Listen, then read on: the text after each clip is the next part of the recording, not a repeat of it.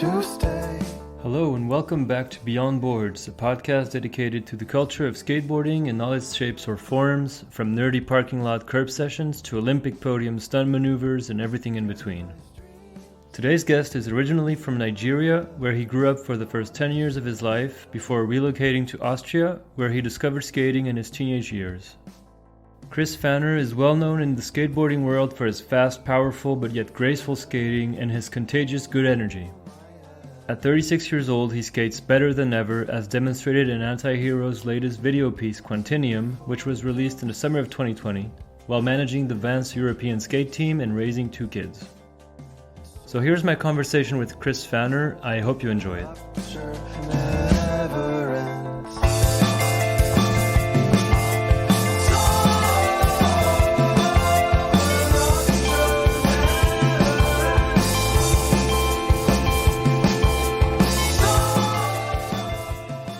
Thanks again for taking the time. I really appreciate it. I'm a big fan of yours. Been watching you skate. I feel like forever, since I started skating. So, yeah, not the youngest anymore either. So yeah. Yeah. How old are you actually? You're like around 35, I guess, around like me. No, 36. Gonna turn 36. Okay. 37 this year in July. Yeah. Okay. Yeah. So I'm slightly younger than you, but. Yeah. Yeah, it's an honor. Thank you for doing this, and No problem. but yeah, just maybe to just go over your career and your life with skateboarding. Can you maybe just tell me in a few words where you're from and where you grew up and everything? I know you were born in Nigeria and that you lived there for a little bit until you came to Europe. Exactly. Yeah. So I was born in Lagos, Nigeria. My parents met there due to work. My mom is from Ghana and my dad is Austrian. And I spent the first 10 years of my life growing up in Nigeria. Mm-hmm. And after 10, my parents decided to leave Nigeria and move to Austria because that's where my dad's from. Right. And the situation in the country was really unstable in Nigeria. Mm-hmm. A lot of corruption and political, craze and everything going on there. So my parents decided to leave. And so my whole family couldn't move in the beginning because of like financial troubles. So I had to go to Austria on my own first. That's right. That's what I read. Yeah. I was living in a boarding school for the first 4 years when I moved to Austria. And then afterwards, Your family joined you there. Followed. Exactly. And so I finished school in Austria. And I was around 20 years old when I finished my studies. And I worked for a little bit and then I moved to Barcelona. That's right. Because skateboarding started picking up for me. I was like earning a little bit of money and stuff. And so I just decided to go on a little holiday to Barcelona. And 2 weeks turned into 7 years. And Okay. Oh, you lived there that long. I didn't know how long you were there for. Yeah, no, I stayed there 7 years, and that was like my home base. And in those 7 years, I was like traveling a bunch all over the world and for skateboarding. So that's where I met my wife, and because of her, we ended up moving to Germany as well, so that she could be close to her parents, as I'm always on the road, like traveling a bunch. So she just has the security and the closeness of her parents, and and. Meanwhile, we built a house here, got 2 kids, so I think I'm posted up here for a little bit now. Yeah. Where exactly in Germany are you living again? I'm living in Nuremberg. Nuremberg, okay. My geography of Germany is terrible, but like, is that in the south of Germany or? Yeah, pretty much in the center. So it's like an hour and a half north of Munich, and oh, okay, 2 hours like west from Prague. Okay. Oh, okay. 3.5 south from Berlin. From Berlin, it's like pretty centric, yeah. Good location. Maybe that's why Hitler picked it too. I don't know about that, but well, if you look in the history, this Nuremberg was like his favorite city. He had like really big plans for here, and it's pretty interesting to see all the historical points and everything.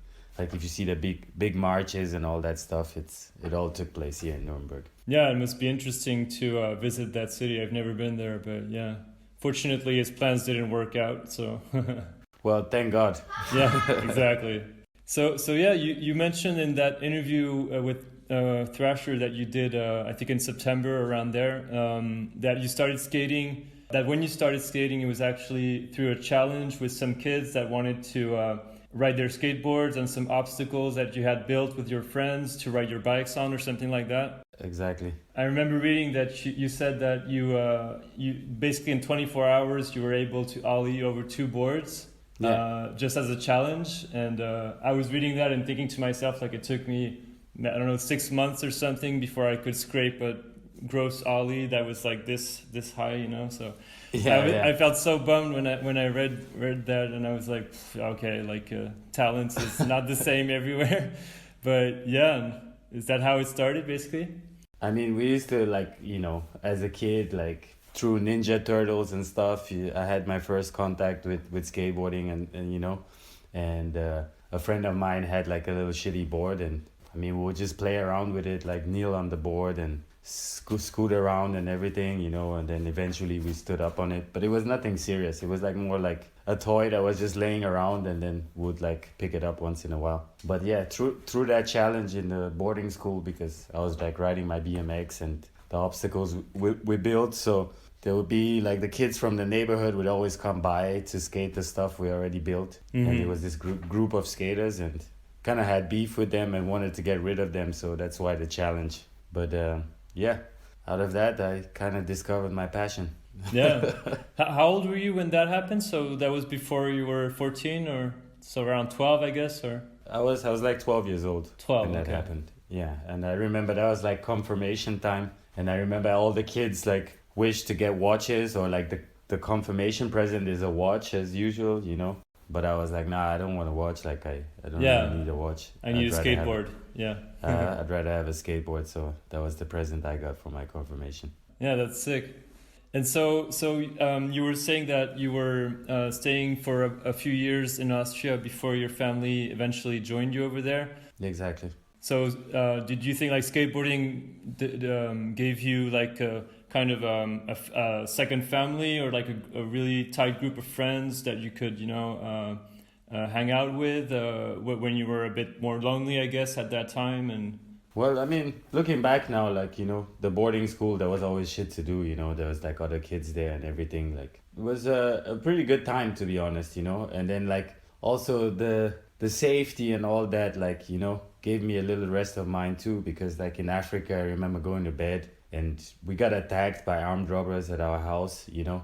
And so like experiencing stuff like that at a young age, you know, I don't know if it's like some kind of trauma or something, but you're really scared. But then I moved to Austria, and then even though my family and my parents weren't around, like I could actually go to sleep without being worried, you know. Yeah, you felt safe and everything. And but then like, yeah, discovering a skateboard, I mean, I was somewhat of an outcast in Austria at that point, like, you know, the only colored kid. I remember like my parents even having troubles to find the right school for me that would accept me, because most of the schools were like, oh well, because of your origins, sorry. Yeah, because they're like, yeah, he's coming from Africa, he can't speak a word of German, like I don't think this is a good idea. So most of the people denied, but then that school was like a Christian boarding school, so they accepted it and all that, you know. So okay. But I mean, yeah, I was like, at some points I felt like an outsider, you know.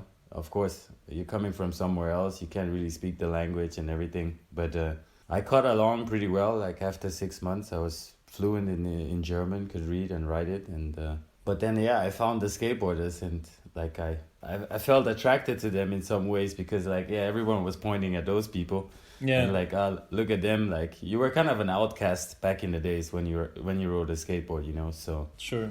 Yeah, they welcomed me with open arms, and I felt at home. Mm-hmm. Yeah, and since then, like my skateboard pretty much molded my whole life and paved the path of my life. Mm-hmm. And so you started skating at that age, and when did the sponsors start getting into the picture? I know you rode for Yama Skateboards eventually, before you went to Antihero, and we'll get to that.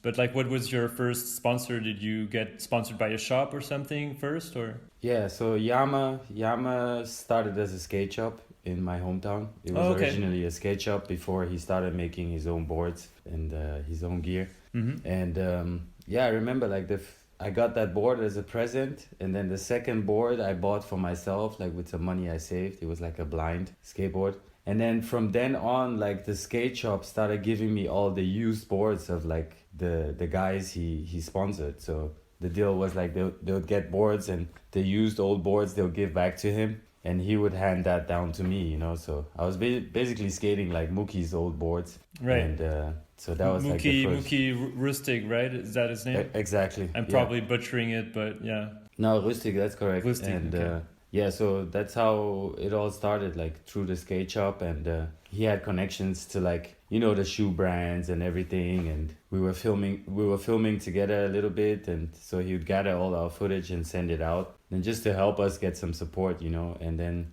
eventually, like with 16, like Vans started supporting me with some shoes as well. So Vans was very early on in your career. Yeah. I mean, the first shoes I got were from Converse, but the shoes were so bulky. I remember like I got them and I was really stoked, and I tried to skate them, and I was like, I felt so bad because I couldn't really, they were like really big and huge, you know. And so I was like, went back to the skate shop, and I was like, I don't know how I should explain this, but can't really do anything with this stuff, so maybe you just send it back to them and say thank you. So and then Vans came in the picture, and then since then, I've been riding Vans.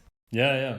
And we'll talk about that, about your position there now, not just as a rider but as a team manager. But yeah. And so you were sponsored by Yama, and did you turn pro for them, or did you actually turn pro on Antihero? How did that happen? No, my first pro board I got from Yama Skateboards. So that was like, they gave me my first board. Mm-hmm. And and I never wanted to leave Yama, you know. So that was like that was your crew. For me, that was my crew, that was my friends, and that was where everything started, you know. And I was so grateful for that, and I always felt like I just want to give something back, you know, for all the support he's been giving me.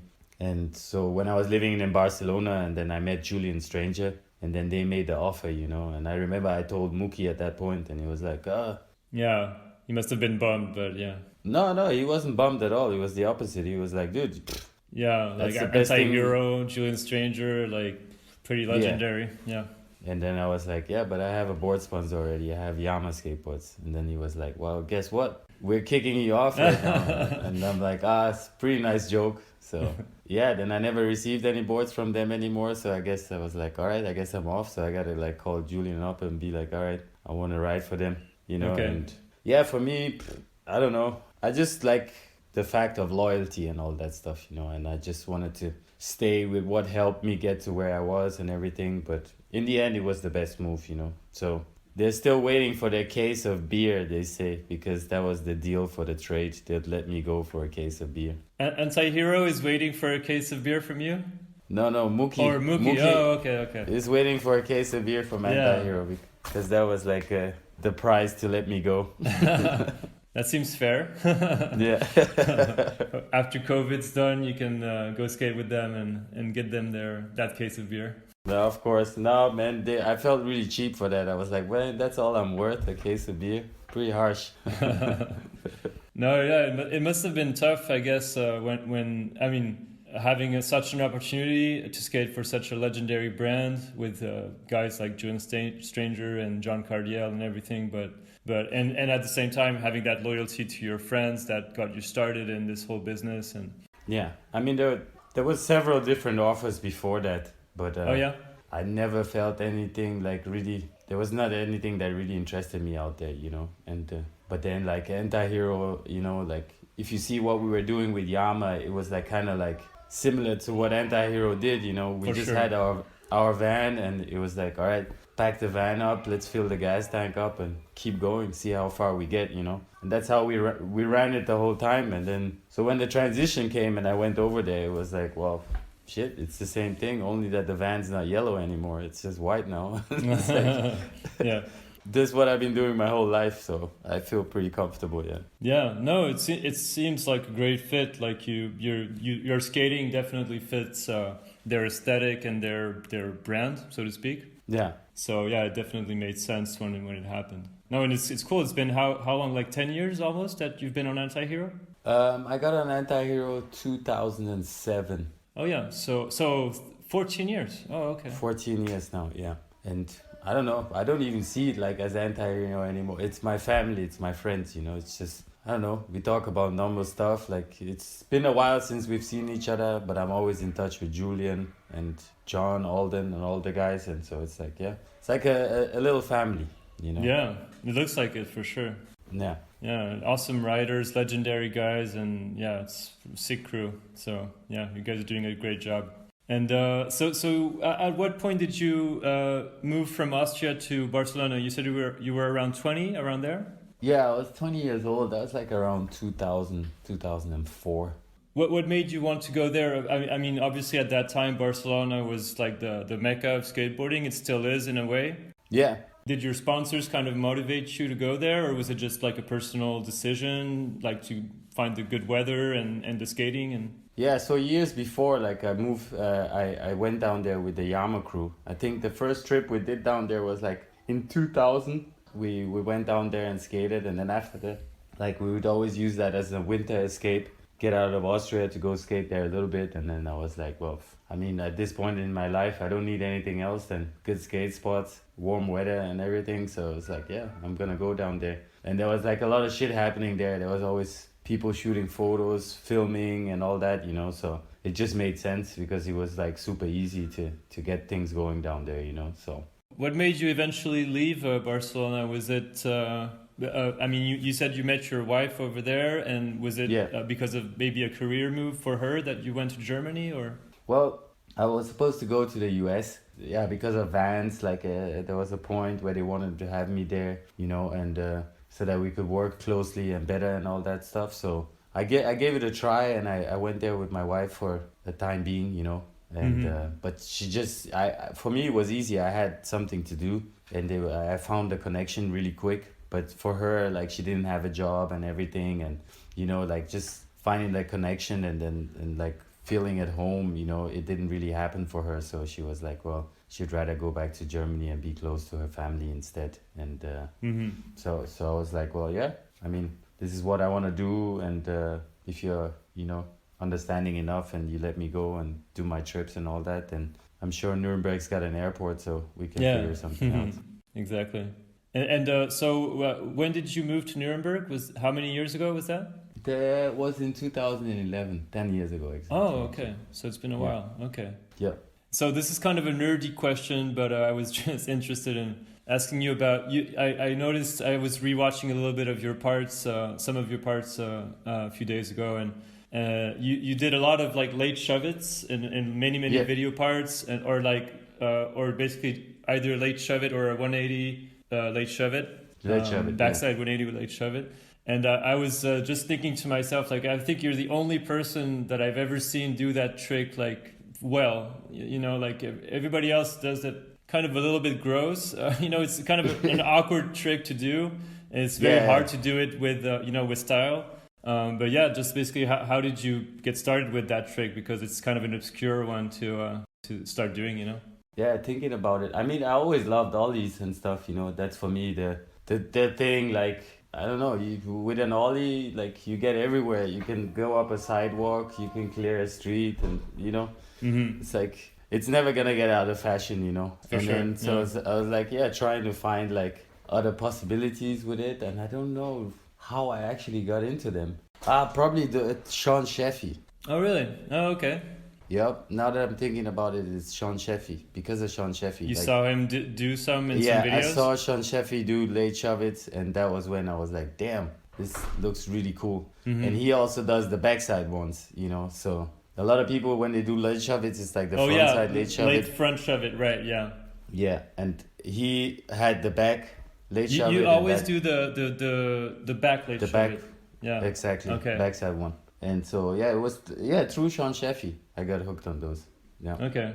And did you ever try to do like kickflip late shove-its or like to try to add a little bit of more technicality to it, or? I've done like different variations, but you just gotta keep it subtle. Like you said, it's like it's a trick to easily make look gross. Exactly. So the more you put in there, No, I filmed some half cab late shove it variations, and I've done the kickflip late shove it once, but for me it's just a little bit too much Yeah. of all that, you know. So I kind of like chill on that. Yeah, kind of a circus trick, yeah.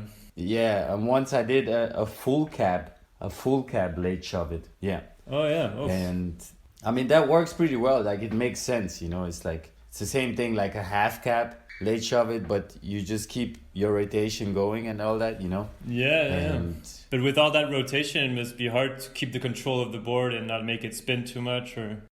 yeah, I mean it worked really well, but then I watched it, like a friend filmed it, like me doing it, you know, and then I was like, yeah, it's good as an achievement, but it's not something I really want to film and put in a video part or something. Yeah. Yeah. I see. Nah. Okay.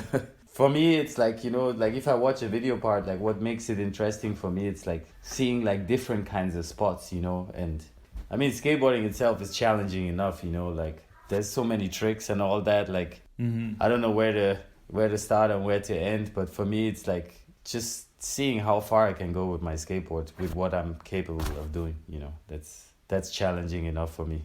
So it's more about the spots rather than the tricks for you, basically. Yeah, because you skate a new spot and it's a new thing every time, you know, like street skating. It's like, it's not like in a skate park where everything is like the dimensions are the same and it's always perfect. Like you show up at a street spots and then the setup is always different. So it's like the first time, even if you just ollie it, it's like the first time you're doing it, you know. So it's always something new for me, and you got to figure it out, like figure out the run up and figure out like how to go about the spot. So that's it for me. Yeah.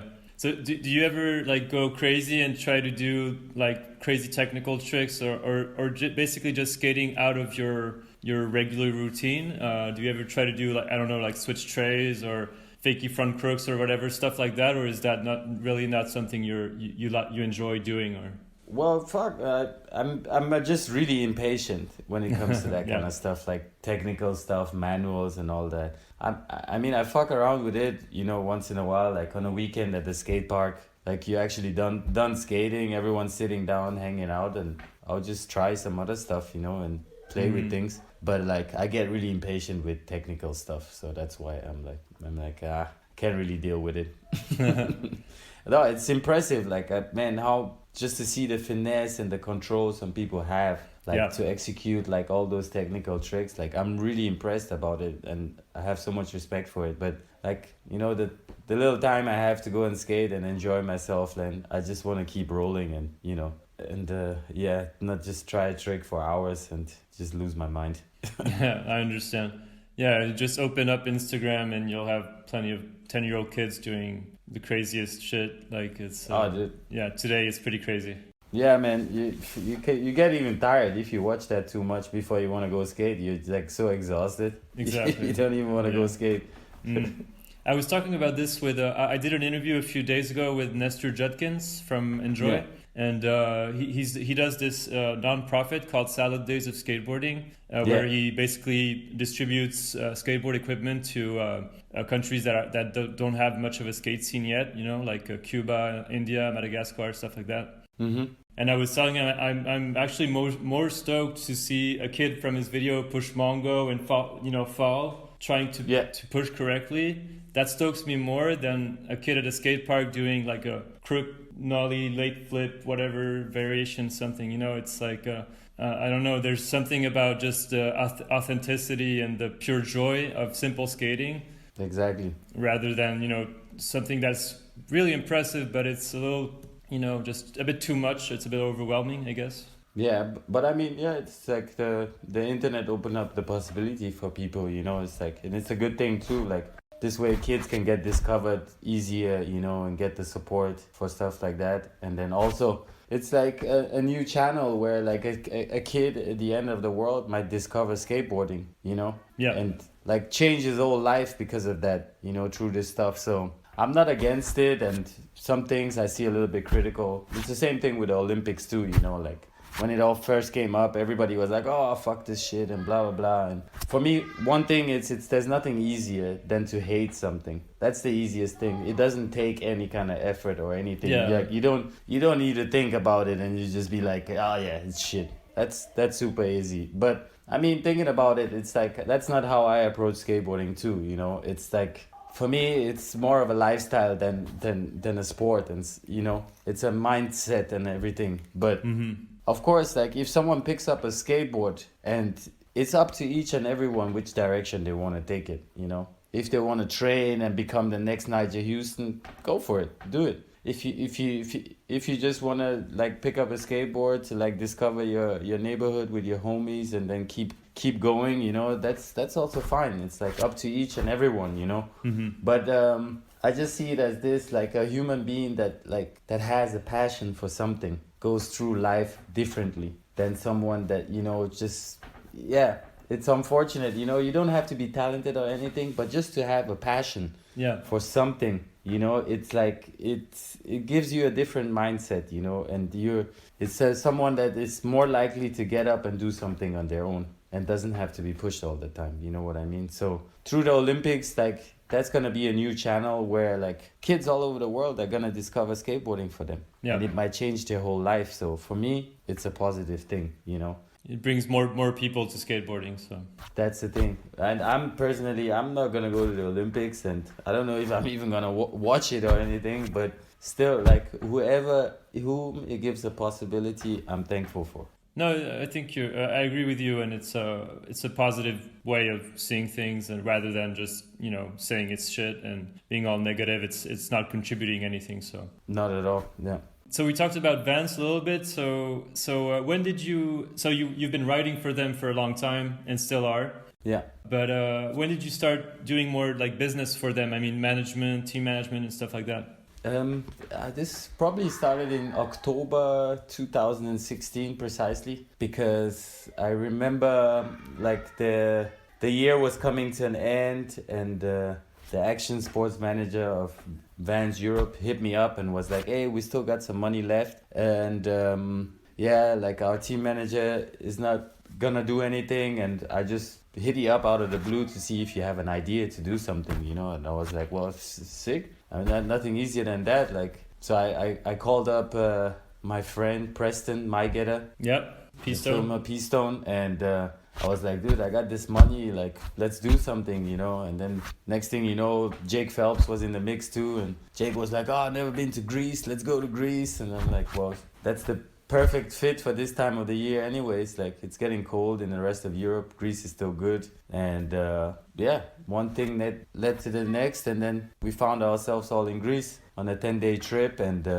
and they helped me out a lot, you know, having Jake on the trip. Like, we ended up getting like a big article in the magazine, and P-Stone did an edit that was on the website, and bam, it all came out really good. And then next thing you know, they were like, well, wow, you did this one really good, like, do you think you could like take more responsibilities in the years to come? And then I was like, well, yeah, I mean, my age, I'm getting older, you know, I got kids to take care of, you know, so, and this is something, it doesn't feel like work for me. I'm definitely up for it. So I was really grateful for the opportunity they gave me, and I picked it up, and so it's been 4 years I've been doing that, almost 5 years now. Yeah, no, that's sick. So you organize the trips for the teams and stuff like that, or do you like deal with every Europe team rider directly to give them shoes, or what exactly does your job entail? Well, I'm basically the babysitter for grown-ass men. That doesn't sound like a great job. No, it's easy. It's like that's not so bad. I just have to see that they get enough gear, you know, can do their stuff. I help them, like, you know, with their relations with their other sponsors, like the Hard Root brands and everything, you know, and organize the trips with them, and just, you know, try to help them grow, you know, from the national teams up into the European team. And then also, like, who knows, maybe one day we might have a European rider that ends up on a global team, you know. Yeah, it's basically what I did for myself throughout my whole career, I get to do for my friends now, and help them out and make things possible for them, you know. So, and this way I get to stay in the scene, still be involved in what I love doing, and also it's like a plan B, a little bit of security for me, because I don't know how long they're still gonna be interested in my Smith grinds and backside 180s, you know. So I still gotta feed my family somehow. For sure. Yeah. No, it sounds like a good job. And so Vans categorizes by geographically, basically. So there's like a US team, a Europe team. So you're in charge of Europe, right?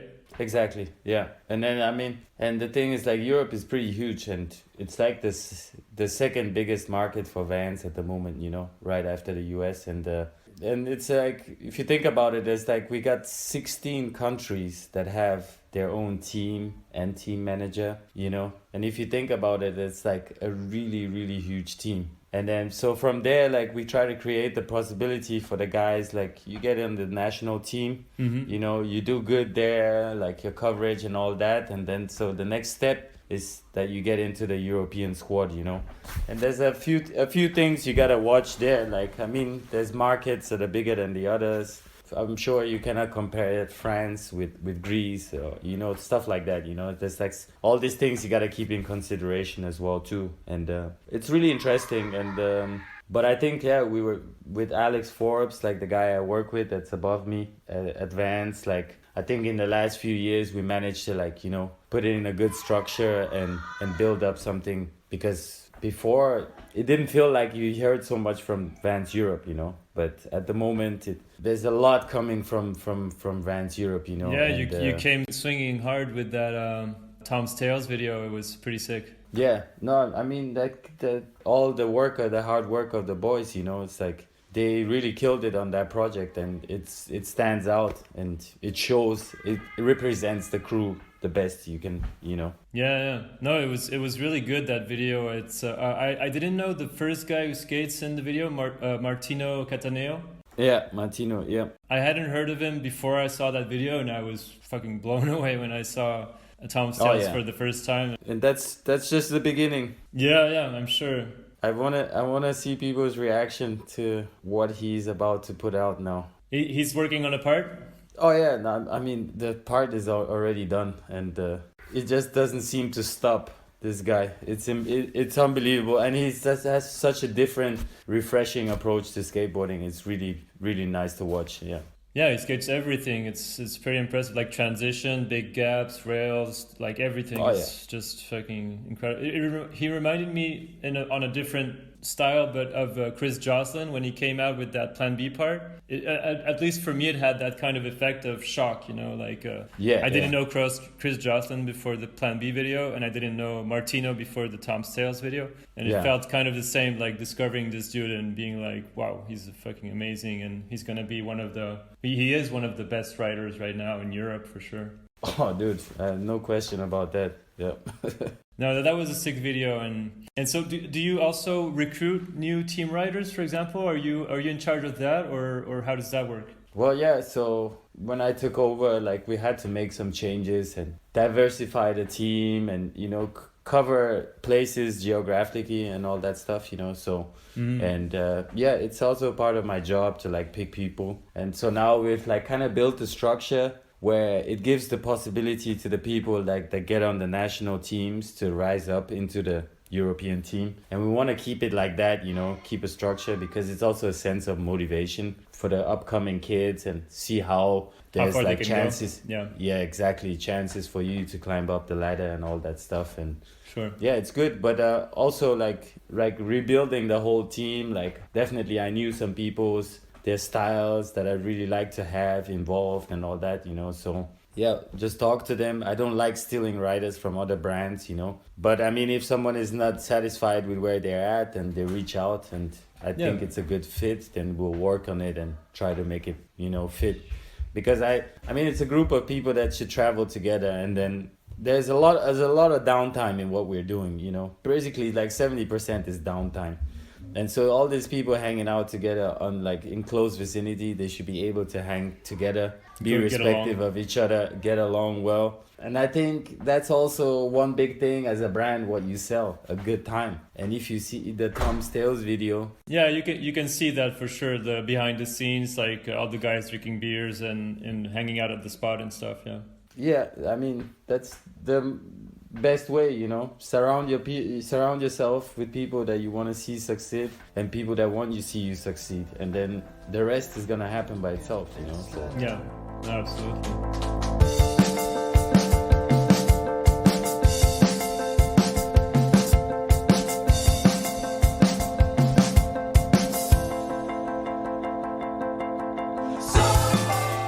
So you released a part with Antihero pretty recently called, the video was called Quantinium or something like that. Yeah. And yeah, it was a sick video, and that part was really sick. And I especially enjoyed that towards the end you grind this big rail that goes into a kind of scene or something, and you rush to go see I think it's your kid, your son, and you go give him a hug. Yeah, I mean it wasn't planned. It turned out to be a little tear jerker. That one definitely made some skate dad shed some tears for sure. Oh, for sure. But, no, it was moving. Yeah. But it was just a normal day in my life, man. I was like, I had my friend here. I was thinking of a last trick for my video part, and that was the thing, you know. So we went there the night before to check everything out, and yeah, the rail has this huge crack in it, like which I had to fix before. On the rail, or at the bottom, or exactly in the middle of the rail. It's like so long, so it had to be pieced together with two rails, so there's like a gap in between it, and that I had to like fill out, and it was this whole preparation and everything. And then my wife was like, oh yeah, can you take the kid along? Like it's like, yeah, sure. I mean, we're just going skating, and my filmer Max, my friend, he's like super good with the kids too. Like while we were filming for this process, we hung out a lot together, and he loves the kids, they love him too. So when Max was on the session, he gave him a second camera and told him like, hey, you want to have second angles and all that. So yeah, it was just basically organic. Another afternoon outside on the playground or some shit like that. So yeah. And while I had to deal with something else. No, it came out great. It was a perfect ender, and like kind of, I know, just like the transmission of, you know, transmitting to your son like your pure joy of still skating today and at this level and everything. It was really rad. Thank you very much. And I wanted to ask you, so with COVID and everything, obviously travel has been pretty much impossible. So how does that impact you for your own skating and for your responsibilities as team manager? Like, how do you go through all this? Well, I mean, I've just been watching the whole case closely and everything, you know, and it's travel is not impossible. Travel is possible, you know, and it's suggestions that they make, and it's not like forbidden. So if you look into all this stuff, like what all these restrictions and everything they're doing, it's like most of it is not legal even. They're not allowed to do it. It's like against human rights and all that shit, you know? So if you look at it, like traveling is still possible. Like planes are going. There's still the offer to do it, you know? But then like they have all these restrictions, which are all suggestions. It doesn't mean you can't do it. Yeah. You know? They just advise you not to do it, you know? But there's like certain measures that you need. Like if you want to travel, you have to get tested. You have to only with a negative test, you're on a flight. And then you go and stay somewhere, like you watch the rules and regulations, you know, like you have in every place. And then you fly back home, you got to get tested again, you know. So you might even be more likely to get infected just in your neighborhood because you're not getting tested and all that stuff. But like on travels, like everybody's getting tested. So when it all started, I really appreciated it because like the first lockdown was a proper one. Like it was a complete shutdown. 6 weeks, nothing happening. And luckily the weather was fantastic in Europe too, you know, and it was something welcoming for me. Always being on the road, I got to stay at home, spend time with the kids and family, you know. And then, so it looked like, okay, you can travel. So I did a lot of stuff locally, you know, in my area, in my hood. But then once things started loosening up and I just, you know, kept the show going with the boys, you know. And we've done trips. I mean, in this whole period, we were in Cologne for 2 weeks.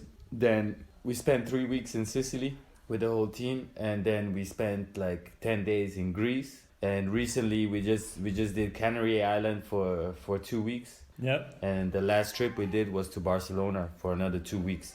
And I always think of possibilities of like just keeping the group more together so that we're less prone to be in touch with someone that's like infected and all that stuff. So on the last trip, for instance, to Barcelona, I took my mother along. And yeah, cool. We rented 2 apartments in the same building. And so in the downstairs apartment, we had a huge terrace and an area where everybody could gather up. And my mom was always cooking breakfast and dinner for the whole crew. Because this way I didn't need to take the crew to a restaurant or anything, you know. So everybody arrived, tested negative.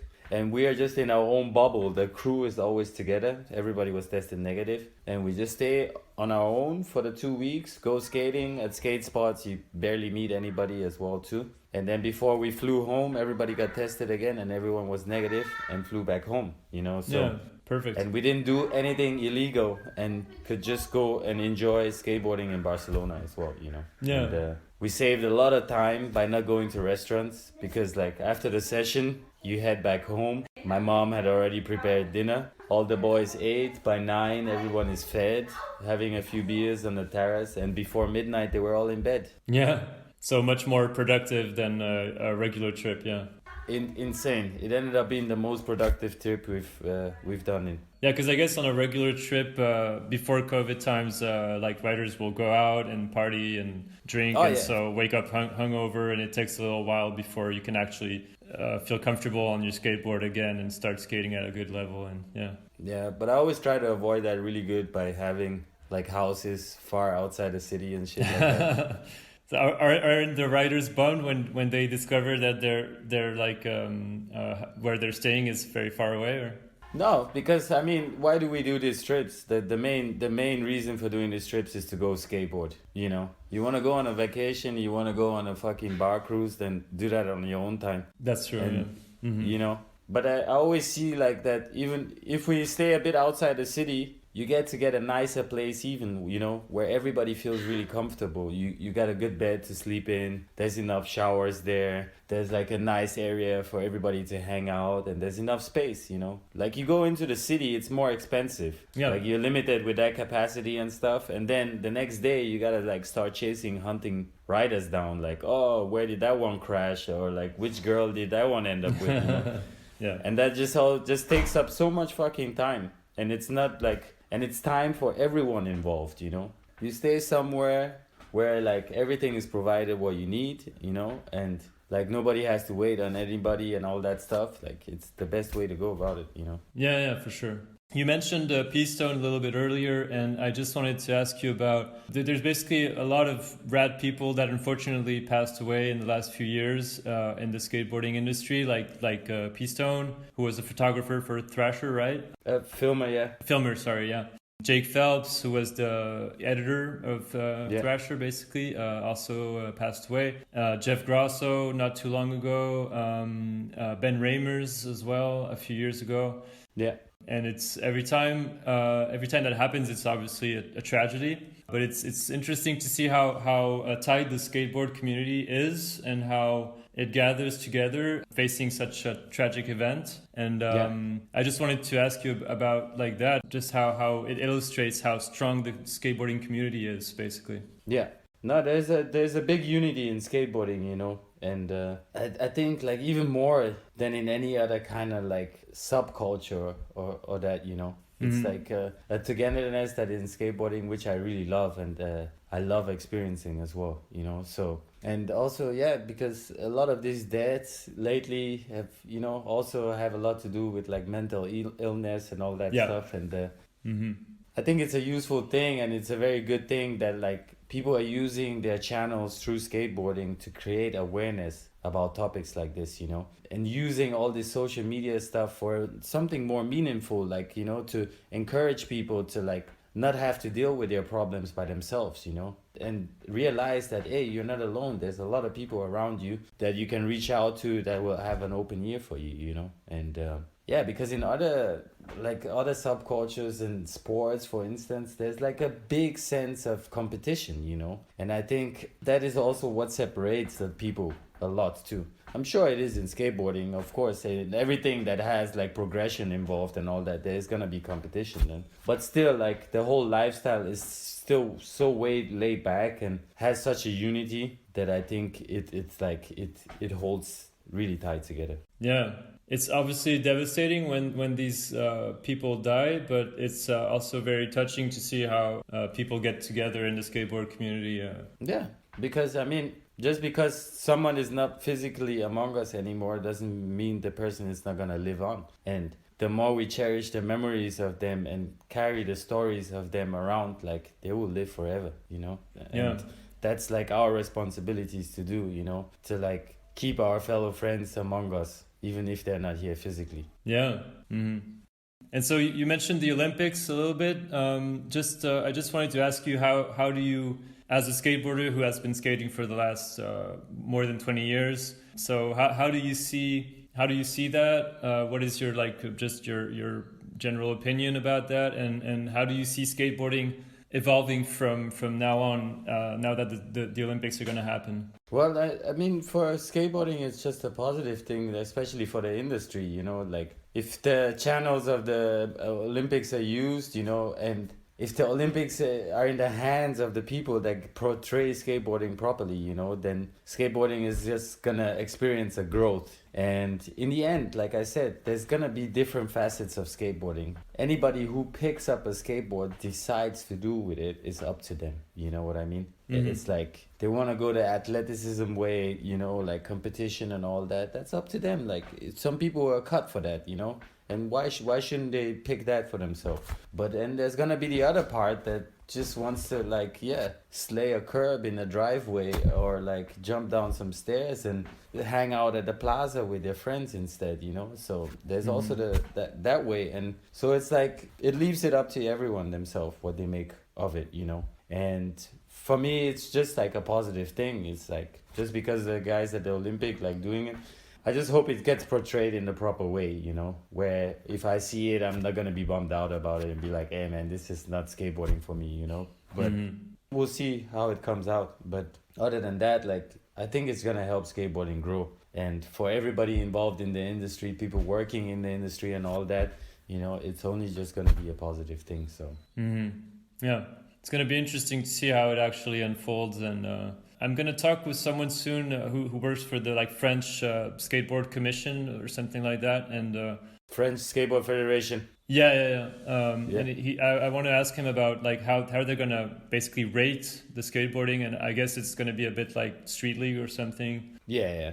With a points and like skating like different obstacles or doing more technical tricks. And I'm just curious about how they're going to do that. I mean, Street League and the Park Series, Vans Park Series were kind of like the pilots for this stuff, you know? Right, yeah, exactly. You know, where they like started practicing and like making it like a TV-friendly format, you know? How to present it on television and then a scoring and all that stuff where you keep it snappy, you know? It's like, that's all the preparation for it. I mean, if you pay close attention to it, you could see like the development of that. Yeah, you're right, and I guess that side of skating will exist, but like all the rest of skating will still be there. And of course, there's people like participating at Street League, you know, that are like you see have the full respect and recognition out in the streets as well too, you know. And they love doing that. They're good at doing that. Like, why shouldn't they do that? You know. Sure. No, absolutely. I just have maybe two quick last questions. I just want to ask you, how do you do any kind of routine to take care of your body to keep skating today? Like you said, you're 36 years old. Like 20 years ago, at your age, pros were long done with their career. Yeah. And there's a lot of amazing skaters that are still skating after their 40s, even in their 50s, like Tony Hawk and stuff. Yeah. So yeah, do you do anything particular to keep in good shape? Do you like exercise or stretch or do yoga and stuff like that? Or oh yeah, like I try to take care of my body as good as I can, because like I mean, this is something I love doing and I want to keep on doing it for as long as possible, you know. And if I would have known better, I would have even started earlier with all this stuff, you know. But like a few years ago, I experienced a really bad injury. Like I broke my leg really bad, and that was like kind of a wake up call for me, you know, to like start working on stuff. And because working out, keeping your body fit is like the first way to fucking prevent injuries, you know. Yeah.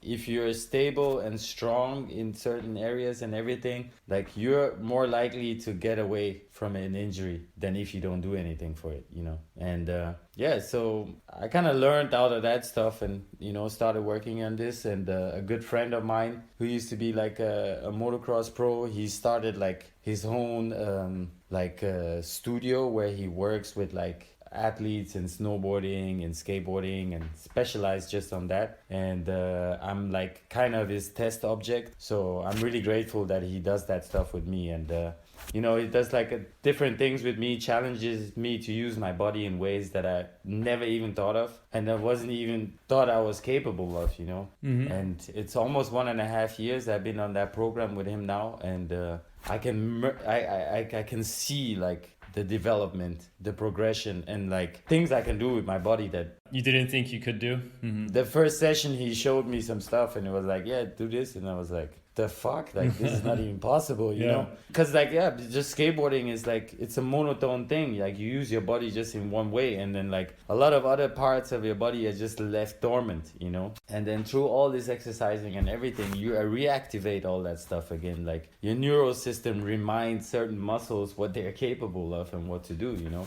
And nowadays, like it's like so developed, stuff like that, you know. You don't have to be in a gym and fucking lifting weights and all that. Like it's like more detailed stuff, like how you work like finer muscles and everything, you know. So it's a really good thing. And if I would have known this, I would have started it at the age of 20 already, you know. So. But also because skateboarding traditionally promoted more of a partying lifestyle than like staying fit and exercising and it was like more seen as like a jock thing, you know. Yeah, exactly. Oh, what the fuck? Like, yeah, you're gonna stretch, man. Fuck that. Like, drink a beer or something, you know? It's like, nah, that's stupid. Yeah, those days are over, kind of. Yeah. I mean, yeah, everybody's developing, everybody's growing out of phases, you know? And it's good, like, that people have to realize it now, because like there's nothing wrong with taking care of your body, you know. No, of course, yeah. And you only have one body for your life, so you might as well take care of it. Exactly. And it's not just for skateboarding, just for your whole general well-being, you know. Of course. Nowadays, like if I get up and I don't do anything, I notice how something is missing in my day, you know. The thing about it is like our body produces all this like natural drugs. Yeah, and endorphins or endorphins, serotonin, and adrenaline, all this shit. Like our body produces all of this stuff, you know. And the thing is like we can get all this natural high if we invest a little bit in this. That means you gotta get your ass up and you gotta sweat for it. Yeah. But people are too lazy nowadays, so they pay a lot of money to get those drugs replaced by some other synthetic bullshit that they can buy out there. They're getting the high, but at the same time, they're killing themselves. Like your liver, your kidney, everything is working so hard to break down all these fucking weird ass pills and everything just to give you the same thing your body will give you if you just get your fucking ass up and sweat a little bit. Yeah. It's a good way of seeing it, yeah. Yeah, no, for sure. Like it's all in there. Your body has it all those enzymes, all those different drugs, they're in there. You just have to wake it up and get it out. Like let your body produce it on its own. Yeah, that's good advice right there. I just want to ask you one last thing. What are your like plans in the near future? Are you planning on doing any more trips or filming tricks for a video, or what are your plans in the near future, basically, for Vans, for your sponsors? Well, I mean, the next thing is to follow up on the Tom's Tales video that we put out. So yeah, we're aiming like for 2022 to come out with the next full length. But other than that, like, you know, the main ingredient is just like doing trips, keeping the crew busy, you know. The busier they are, the less stupid ideas they get, you know, so that's good. And no, and there's like a few projects that I'm working on personally. Like I've been filming, like since the whole lockdown started, I've been filming with my homie just in Nuremberg here with a VX camera, because everything's really crusty here, and I think the VX like really portrays the crustiness really well. So that's the kind of theme I'm working on, like just only spots in Nuremberg, and it's also challenging, you know, to work with what is available here, and a different approach to what you've been doing, traveling for all these years, and yeah. Exactly. So that's what I'm doing, and yeah, in general, just keep going, you know, doing what I'm doing, and hopefully we get out of this pandemic pretty soon, and can move on with our lives normally again. Yeah. No, absolutely. All right. Well, yeah, I guess that's a good way to finish this. Well, thanks again. It was really fun. Thank you, Chris. No problem. It was a pleasure. That's it for my conversation with Chris Pfanner. You can follow him on his Instagram account at Chris Pfanner, Pfanner.